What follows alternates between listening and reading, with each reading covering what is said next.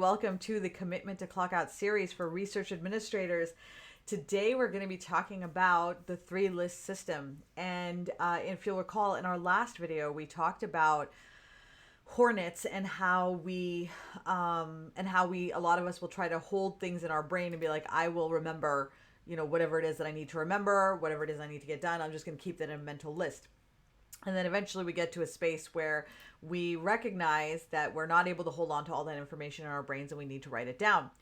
So part of the process that many of us get stuck in is, what do we do with each of the things that we need to work on? So for many of us, the way our day gets decided is you start in the morning, you open up your email, you have a list of 3 or 4 things in your mind that you want to do that are sort of like your big projects for the day.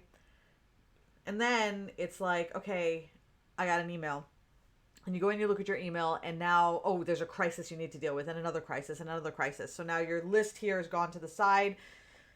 You're busy dealing with a lot of these crises, and your battery power is already draining from the moment that you walk into the door, right? So what do we do when that happens is we typically say, okay, I'm feeling overwhelmed. What I'm going to do now is I'm going to make a giant list, okay, of all of the things that I need to do, and then that's going to help me stay organized. Now, typically what happens when we make that list is you'll sit down and you'll start to write, and you'll write, and it'll be a few things. You'll be like, all right, I'm starting to feel good. I've got this list here. Then you've got a few more things, and then a few more things. And then there's a certain point in the list where it stops being this empowering list of things that you need to do, that you're going to work through and be a badass, and starts to become overwhelming, right? And now your brain, what it's seeing as you go down this list is, there's certain things it can keep in its memory, right? So it's like, okay, these few things I can do. Now the list starts getting longer, and your brain thinks to itself, I need to do all of these things right now, right? So your subconscious brain is like, I'm not going to be able to get through all of these things right now. What do I do? And so you start to create a little bit of panic.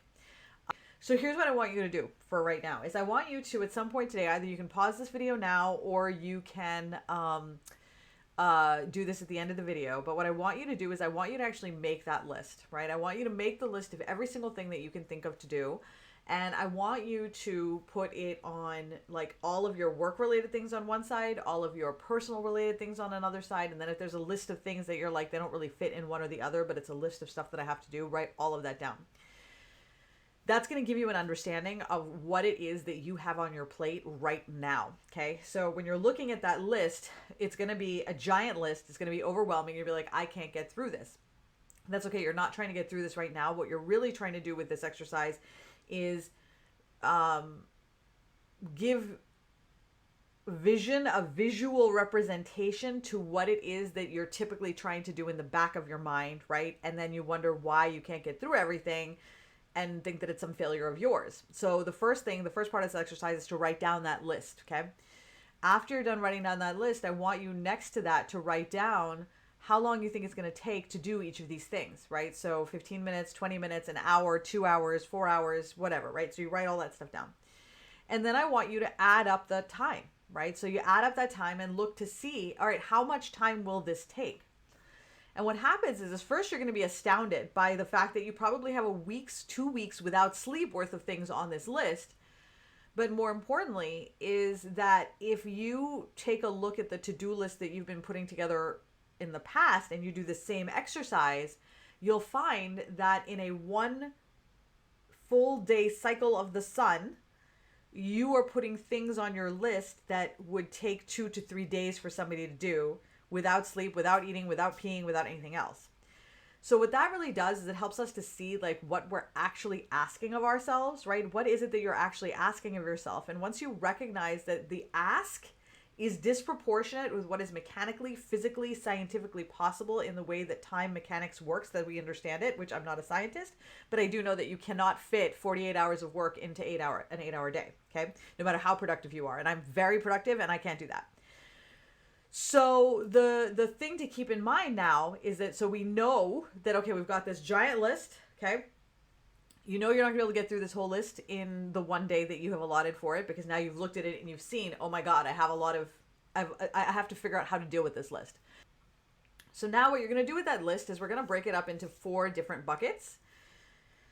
The 4 buckets that we have to start are to do this week. Okay, so in that list, you're going to have things that must be done this week. And they're going to be done things that have deadlines that are coming up this week that if you move into next week, it's going to be pointless. So for example, if there is a deadline, a July 4th, a July 4th, a July deadline or an October deadline, for I don't know why I picked a July deadline, but say there's July 10th deadline for a grant, right?